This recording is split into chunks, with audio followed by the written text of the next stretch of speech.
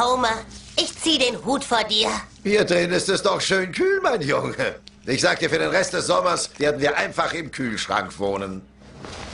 Homer, für diesen Zweck ist der Kühlschrank aber nicht gedacht. Obwohl ich zugeben muss, dass es hier drin sehr angenehm frisch ist.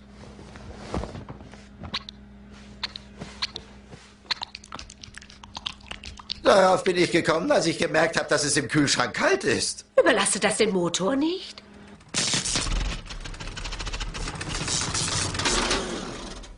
Marge, kannst du den Backofen auf kalt